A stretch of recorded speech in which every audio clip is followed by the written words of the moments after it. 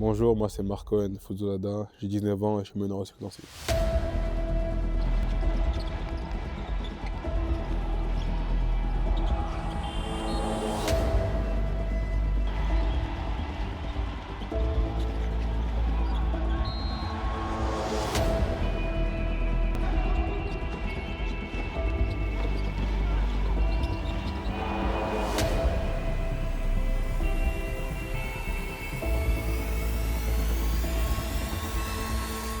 Tout ce qui est à César va être à César.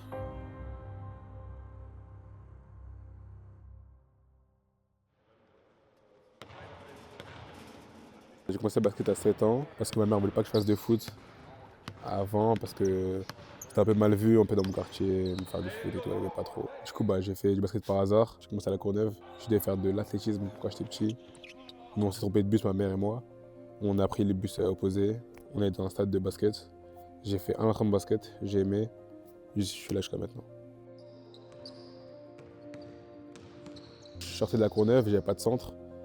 J'avais un ami à moi qui avait trouvé un centre de formation qui s'appelle Thomas. Et maintenant il est aux États-Unis. Il m'avait dit ouais, envoie un message à tous les centres, même les petits centres et tout.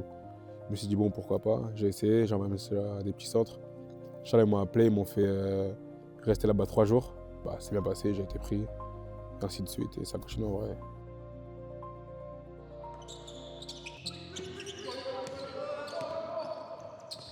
Quand je suis arrivé à Nancy, j'étais exigeant à l'ancienne. Ils travaillent avec 2 joueurs ici. Du coup, ils ont pensé que c'était la bonne idée de m'amener ici. Le centre de formation de Nancy, c'est réputé pour être un très bon centre de formation, notamment parce que le coach Pierre Verdière est là depuis des années, donc il a formé pas mal de meneurs de jeu. Donc il y a eu Benjamin Sen qui est passé par là, qui joue à Nanterre, qui a fait 12 ou 13 saisons en Pro A, donc qui est très reconnu en France. Mediane Guama aussi, qui est maintenant a joué en Euroleague cette année, qui a fait un peu partout en Europe. Et il y a moi qui suis passé par là, et il y en a Guillaume Grotzinger aussi qui est en Pro B, donc il y a pas mal de meneurs de jeu qui sont passés donc, de générations différentes, qui font que les jeunes meneurs de jeu ont envie, je pense, de venir bosser à Nancy. Oui, ça s'est passé à travers un agent, qui était son agent de l'époque. Il est arrivé pour faire un essai, et, des grosses qualités athlétiques, qui sont les siennes. Après, un peu brut de pomme au niveau basket, mais on a été suivi par le potentiel physique qu'il avait, par l'écoute, par l'agressivité aussi offensive qu'il manifestait. Donc ça s'est fait assez rapidement et assez naturellement. Franchement, les deux, ça se passait bien, j'avais des bonnes stats, on était tous cool, le groupe il était cool, c'était bien. Un espoir, le groupe il était aussi cool, on gagnait bien plus, sauf que moi j'avais un rôle, on va dire, minime. Au début, au niveau tactique, il y avait beaucoup de choses qu'il fallait technico-tactique régler avec Marco, qui pouvait faire des performances individuelles intéressantes, mais où l'équipe était parfois quand même dans un état un peu compliqué, parce qu'il pouvait jouer un petit peu à part de l'équipe. Mais au début d'année, quand les gars étaient blessés, et je jouais genre un bon rôle quand même, je jouais beaucoup et tout. Et après quand ils sont revenus, mon rôle il a baissé forcément parce qu'ils étaient plus âgés et tout. Et on gagnait plus avec eux. Il y a des choses qui manquaient, mais il n'y a pas que les choses qui manquent, il y a ceux qui étaient devant. Devant lui, il y avait Guillaume Grosinger, qui fait une énorme saison, qui finit MVP du championnat espoir, etc. Donc, les performances ne sont pas forcément seulement liées aux joueurs, elles sont aussi liées à l'environnement, aux adversaires. On peut faire un très bon match et perdre contre un adversaire supérieur. Et puis pareil, il y a aussi la règle du centre à intégrer, il n'avait jamais vécu ça, il y a tout un tas de règles de fonctionnement dans un centre de formation. Donc il y a plein de choses qui faisaient qu'il était parfois un petit peu en difficulté. Donc les blessures faisaient que il avait plus de temps de jeu parce que, mais à l'époque, il arrivait avec son gros potentiel physique, mais avec un travail technique qui était à effectuer, un travail technico-tactique aussi.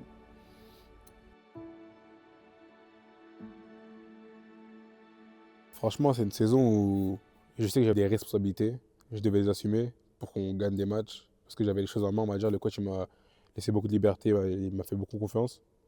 Du coup, j'ai essayé d'assumer ça et de montrer que je méritais les clés du camion, on va dire. C'est toujours pareil, les plus anciens s'en vont, rentrent dans le milieu professionnel, les plus jeunes prennent leur place quand ils sont prêts, s'ils le sont. S'ils ne le sont pas, ils vont faire un autre projet ailleurs. Lui, il était prêt, donc il est rentré il a pris le statut de leader de l'équipe, et ça s'est très bien passé.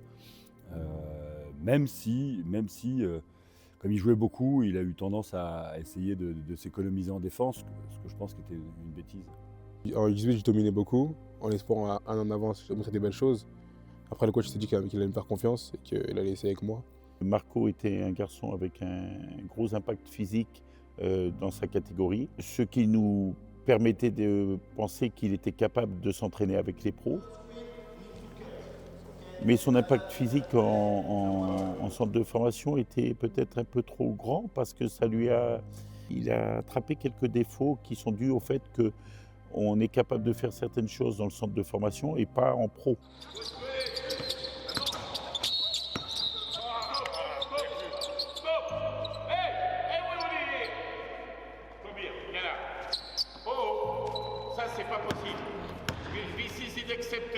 À partir de là, ça devient plus difficile pour les joueurs parce qu'ils sont toute la semaine avec une autre équipe, avec un autre fonctionnement, avec d'autres codes. Et cependant, ils continuent encore à jouer avec nous. Donc c'est toujours une année, ces années-là difficiles pour les gamins parce qu'ils manquent de repères. Après, chez les pros, on ne leur demande pas de faire les stars à l'entraînement. On leur demande de défendre fort, de ne pas faire d'erreurs et de marquer les paniers faciles. C'est les 3 points qu'on va demander à un jeune joueur qui intègre un entraînement pro. Il a une capacité, quand il jouait en espoir, de jouer les 1 contre 1, de finir près du cercle. En professionnel, c'est quand même beaucoup plus compliqué. Il y a des joueurs de 2,10 m, des joueurs de 2,8 m avec des grosses qualités athlétiques, des qualités aussi défensives où ils sont capables de décrocher sur un meneur de jeu. Quand on est un joueur de taille moyenne sur son poste de jeu, on est obligé d'avoir un tir à 3 points longue distance, c'est-à-dire avec 1 mètre de recul sur la ligne. Donc il est en train de le travailler. Il nous fait venir plutôt nous pour bosser notre shoot, parce qu'il sait que c'est important de shooter à haut niveau, surtout pour un joueur débuté comme moi, soit il me répète souvent ça. Et en effet, le tir, ça va être un axe de progression pour lui hyper important pour la suite de sa carrière parce que c'est ce qui fait d'un bon joueur à un très bon joueur, surtout lui avec toutes les qualités physiques qu'il a. Après, ses qualités athlétiques étaient quand même d'un niveau incroyable. Simplement, on est obligé de respecter l'ordre des étapes et des fois, il y a des étapes qui prennent un peu plus de temps et d'autres qui vont très vite. Il a franchi des étapes très vite. Maintenant, cette étape offensive va certainement prendre un peu plus de temps. Marco avait réfléchi à partir de Nancy il y a 2 saisons. Et je lui avais dit surtout ne pars pas, tu ferais l'erreur. Donc on a un rapport sain, on a un rapport d'homme. C'est pas parce qu'il est jeune qu'on essaye d'avoir un rapport équivalent avec tous les joueurs. Alors, bien sûr, des fois, on est un peu plus exigeant avec lui, où il a un peu moins de jokers que d'autres, parce que c'est la hiérarchie dans un groupe. Plus on est un joueur majeur, plus on a un peu de jokers, et quand on a un peu moins de jokers, quand on est un jeune joueur, c'est évident. C'est vrai que c'est pas évident, parce que je pense que des fois, il doit peut-être sentir un petit peu d'injustice, mais c'est vrai que dans le sport, il y a toujours une hiérarchie. Et parfois, dans les moments chauds, tu vas peut-être privilégier l'expérience à un moment chaud de Marco. Ça c'est les choix des gens au-dessus. Mais Marco, je pense que justement sur ça, il a montré parfois un peu de patience. Et je trouve ça bien parce que c'est vrai que quand tu es jeune, parfois il faut prendre sur soi. Parce que c'est vrai que des fois, tu peux être très bon, mais tu peux être sur le banc aussi. À un moment donné, on est capable de lui dire les choses. Il comprend les choses.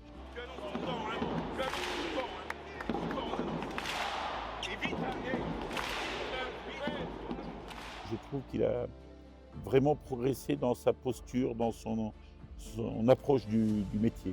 Il se rend compte que le métier, il faut faire les choses dans l'ordre et que ce qu'on lui dit, il le touche du doigt et il le fait vraiment avec, je trouve qu'il le fait avec un grand professionnalisme. Il y a encore 2 saisons, Marco apprenait le métier et là, le métier est compris. Mon objectif avec le SLUC, c'est devenir un meilleur joueur, évoluer en tant que bon meneur, en tant que vrai meneur, parce que je n'étais pas vraiment un vrai meneur avant, on me dit ça souvent. Déjà, un vrai meneur de jeu, c'est quelqu'un qui sait gérer les tempos et qui sait mettre les autres en valeur dans son équipe, savoir contrôler un petit peu le temps du match, aussi les fautes, le score et aussi qui y a sur le terrain, savoir connaître toutes les forces de tes coéquipiers et également ceux des adversaires. Donc tu es un petit peu tous les rôles à la fois, tu dois être un petit peu un coach, un petit peu un arbitre parce qu'il faut savoir regarder le tableau des fautes pour savoir qui attaquer ou qui protéger.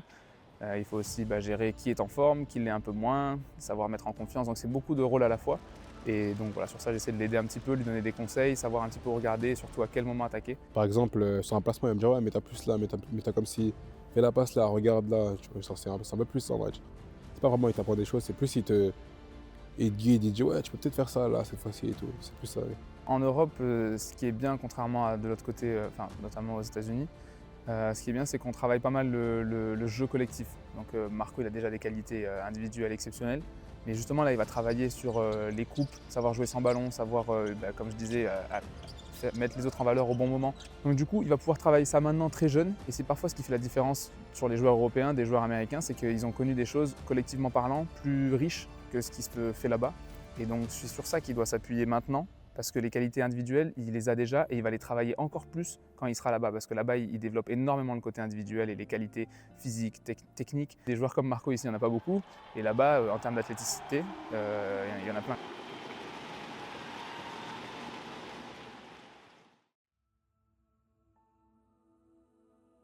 Ça, c'était un rêve d'être pro déjà, tu vois. J'ai signé pro, c'est déjà bien, ça va dire la première étape. Ensuite, il y a à la NBA. I think it's very hard to get into the NBA. I think there are the best players in the world. C'est plus un rêve, genre je vais vraiment y aller, je me donne les moyens pour. Yeah, I think it's more than just skill. It's athleticism. It's thought processing. It's making shots.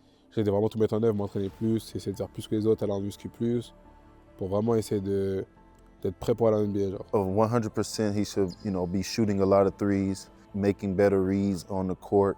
His pick and roll game has to be a lot better. He has to be able to control a team when he's on the court because he'll be playing the point guard position. And also his defensiveness, like he already has that.